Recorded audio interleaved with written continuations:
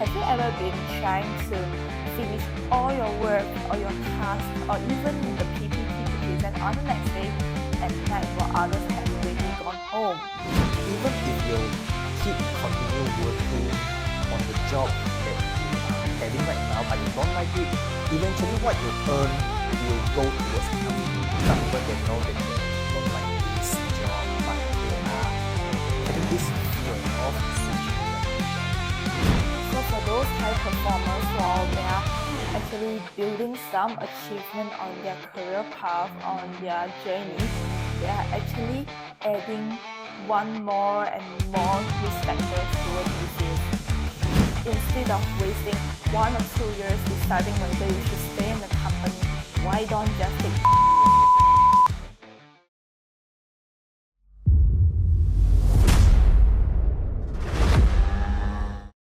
Hey everyone, welcome to the Future Builders podcast by Empowered Liion.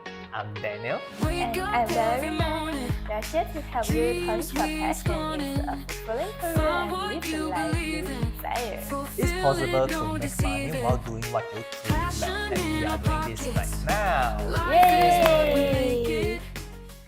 So I bet you who are listening to this podcast right now are suffering from stress at your workplace, whether it's those stress that your colleagues or your boss give you, or even endless workload. Or I think, have you ever been trying to finish all your work or your task or even the PPT to present on the next day at night while others have already gone home? Or even you are trying to network and build connection with people you don't like in the office so that you can climb higher in the corporate ladder. It's like office politics, right? Definitely, this is so bad. So in this episode, we are going to help you to align your passion better with your career. So that you can leave your white collar job that is miserable to you. Exactly. So Daniel, would you like to share more about your experience with us, because you used to be a white collar and then you switch your career to a total different industry. Would you like to talk about this and share some of your experience with all of us, including the audience? Yeah, so for me, right, I was actually graduated from a top-notch university in Singapore with a first-class honors. Wow, that's that is really powerful. good, right? And what happened was that I actually entered into a semiconductor company, and the pay, right, was actually not above average. Of course, it was not the highest, but it was definitely not the top 25% in the field. And the company is started in the US. Yeah, so it was a US company and has a very huge branch in Singapore. Wow, that's good. Sounds great. Yeah, so I was there earning a lot of money, of course. Yeah, but what I couldn't bear was the working environment. I just don't want to be there reporting to the manager every single day. Every week there is this like department-wide meeting, and then to just ask for your updates and so on. So this is like really typical stuff that is happening in an organization. Yes. Yeah, so that what I did was that I really don't like the environment itself. So I actually quitted my job 8 months later. So you joined the company for only 8 months. So in this situation, right, a lot of people, especially the older generations, they will think that I haven't even tried enough. I haven't even put in enough effort to try to put in hard work to see whether it suits me or not, because it is such a short time, right? Yes. But because for me, right, I actually know myself so well. I don't even need like 1-2 years of the time to trial and error. Like within a few months, I already know this is not for me. So I left the job straight away. Did your parents know about this? Yes, they know, but for them, right, they just respect my decision, so they won't influence my decision. That's good, because your parents definitely have an open mindset. Yeah, so after I left my white collar job, I started to do a lot of side things, like side gigs. I even learned how to trade forex. I opened an e-commerce shop and so on. So I actually put in some capital into each venture that I had, and I lost it all. How much money have you invested in those? At least a few $1,000s. That is at least. Yeah. Oh, wow, okay. Yeah. So after I tried all these and failed, right? And eventually I became an investing coach because I was so passionate in that. And because of that, I actually built a seven-figure business. So actually you can make up the few $1,000s that you have lost in the Yes. So beginning. what happened is that there are a lot of failures in our lives, but you just need one success that can make you live a life that you desire. So the whole idea is for you to try as many things as you can and then finally decide on only one thing that you truly love and work on it. Kind of like that. And let's say if the audience like you love your job, then you can just stick to it because you just It's fine. yeah. It's great because you have found your what you truly love and you are currently working on it. Yeah, but if you don't like your job, you hate your job, later we will give you some symptoms of like you really hate your job. Even if you continue working on the job that you are having right now, but you don't like it, eventually what you earn will go towards healthcare. I truly agree with you. And I've been working in the healthcare sector for like 3 years, and I have definitely seen a lot of people. They are doing so great in the company. Their position is higher than anyone else, and they earn a lot in a year. But then when they come in the hospital, their hospitalization stay is very long because they need more time for the doctor to cure their disease and also some of their problems. So I think what I've seen and what my patient told me is this: when you are able to take care of your own health, no matter it's physical or mental health, you must treat it like a top priority, because money you can earn anytime is fine, because you can do anything to earn money as long as you are willing to do it. Even you just wash the dishes in a restaurant, you can earn money. However, health is a thing that you can't buy. If your body doesn't want to listen to you, you can't pay it a very great amount of salary and ask it, instruct it to listen to you. There's no way. You can only take good care of it from your daily maintenance. Totally. And those high performers in the office, they usually build their disease. So for those high performers, while they are actually building some achievement on their career path, on their journey, they are actually adding one more and more risk factors to a disease. Yeah, so for those of you who are listening, if you don't like your job, if you hate your job, it is better to switch earlier. But this leads to the next problem. Some people they know that they don't like this job, but they are having this fear of switching that job. So we are going to discuss some of the factors. Why are you afraid of switching that job?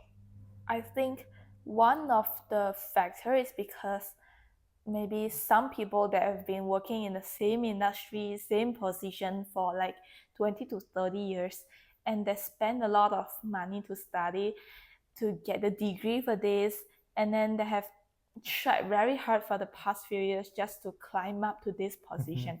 And they feel like it's a waste for them to just give up this position, give up this amount of salary, and work for the things that they love, and they're afraid of failure after that.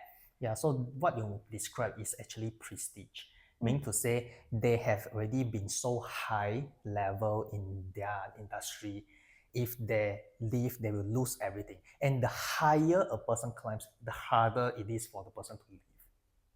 Definitely, I agree with this, because a person, a fresh graduate, they can't be in that position immediately after they graduated, unless it's the company CEO is his or her dad or mom. But for most of the people, like both of us, we have to start from the bottom, and they experience so much from level 1 to level 2 to level 3, and until this level they won't want to give up things. They're afraid. Yeah, so this leads to the second one, why people fear of switching is because they think that if they want to switch to a lower level job, so for example, the person is a financial analyst in a huge bank, but they just switch the position to be a yoga instructor. Now, people will laugh at them or something like that. Maybe still afraid, I would say, afraid of the judgment from people. Yeah, I would like to share a story, a real story from what I saw from YouTube, right? This story is a Taiwanese software engineer. His name is Hank, and he has been working in the software engineering field for 7 years. But he decided to quit the job, and you know what he becomes? Maybe somebody who teach people some certain skills. He actually became a delivery man.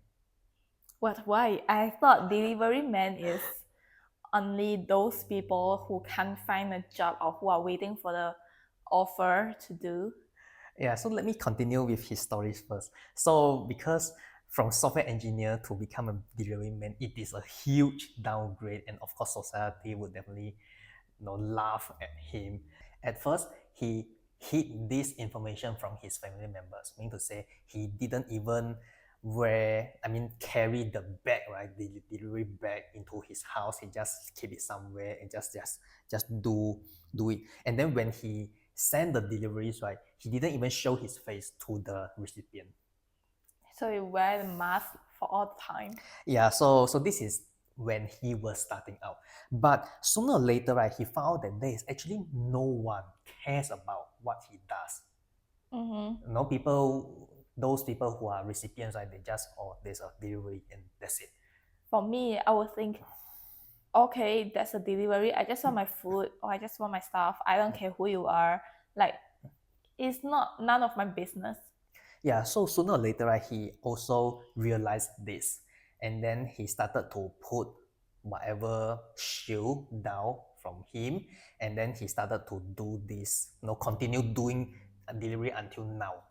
And why he chose from a software engineering to become a delivery man, right, is because he said it is much happier. When you work as a delivery man, you just work during the hours and then you choose when to work, right? You can choose when to turn on your app and when to turn off. And even after you turn off the app, you don't need to worry about your boss messaging you, like WhatsApp you at night to chase you about a certain project, whatever. So he feel that he can totally be himself during work and during his personal life.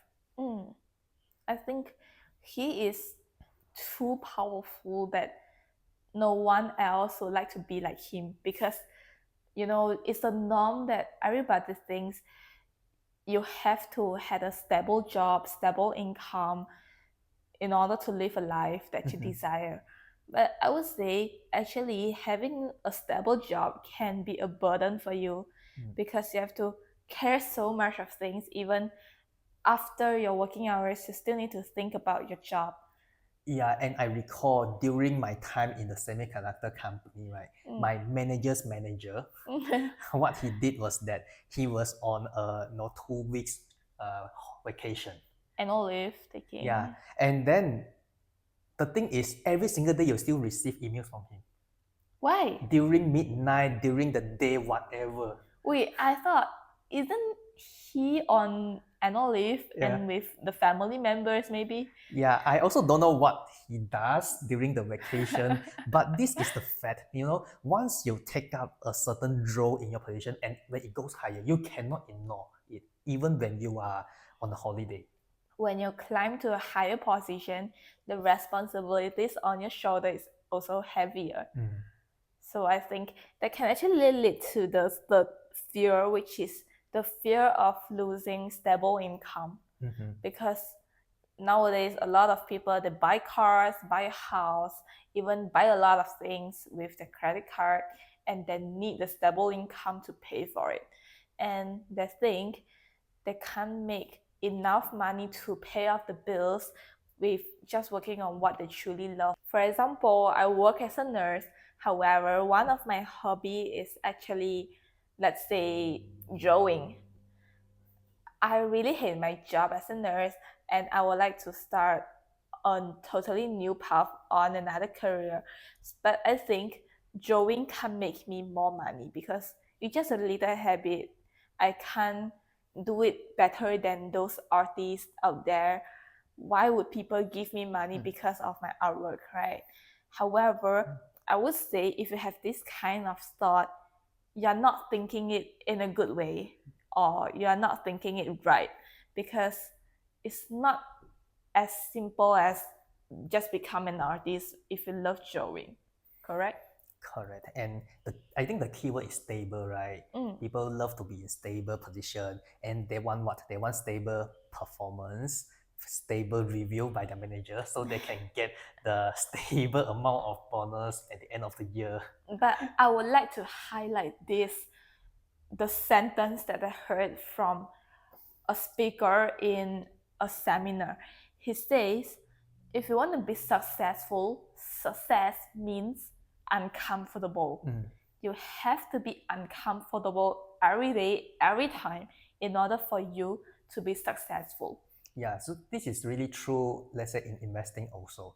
You need to be uncomfortable with the volatility of the stock prices in order to make money in the stock market.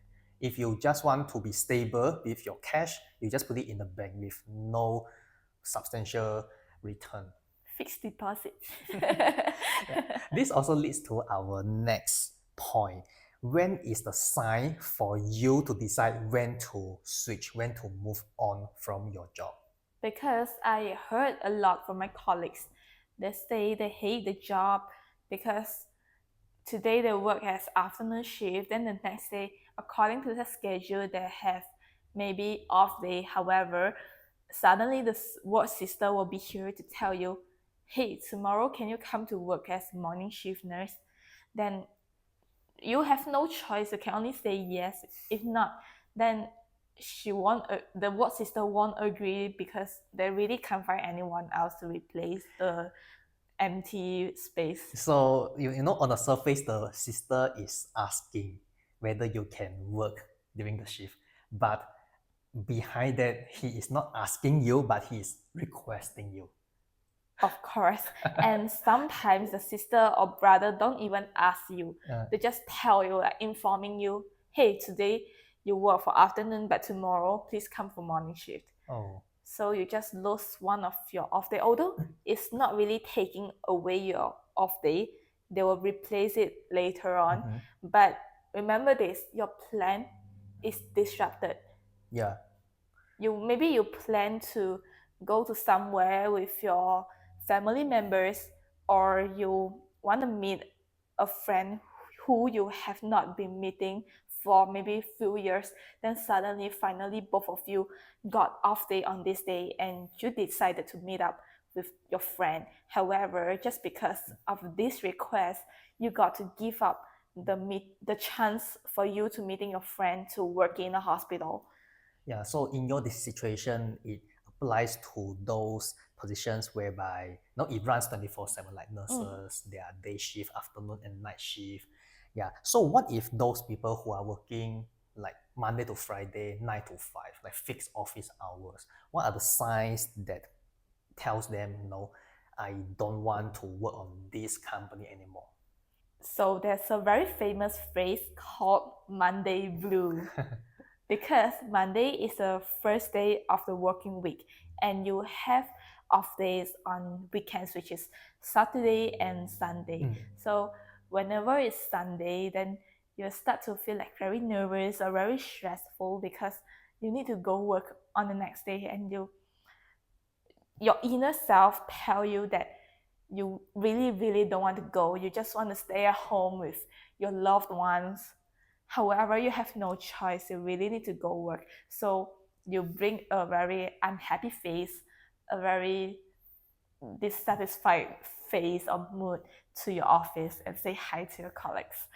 This was actually so me with regards to Mondays, because when I was working in the semiconductor company, The weekend is like Saturday and Sunday, right? Mm. But my true weekend was only Saturday, just one day. Because on Sunday, I will spend the whole day thinking about what to talk on Monday. Because Monday was the department meeting, and sometimes they will just like, just point at you and ask you for an update on certain issues. So even some managers, they need to prepare their PPT on Sundays as well. Yeah, this is really crazy. So supposedly you have 2 days of off day, but right now it becomes just 1 or 1.5 days. Then the rest of the half, like second half of Sunday, you just worry about what to do on Monday. And even when your friends want to ask you out for one whole day on Sunday, you must tell them that you can't because you need to wake up very early to work on Monday. Yeah, or even you can go out with them, but you're physically with them, but your heart is not there with them. Your mind is thinking about your work. This is not good, really.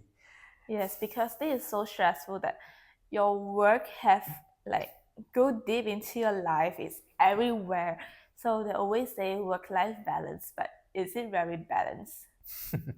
So when you found out that you have got this Monday blue, and even Saturday, like second half of Saturday, you have got this feeling, something is wrong with the job already.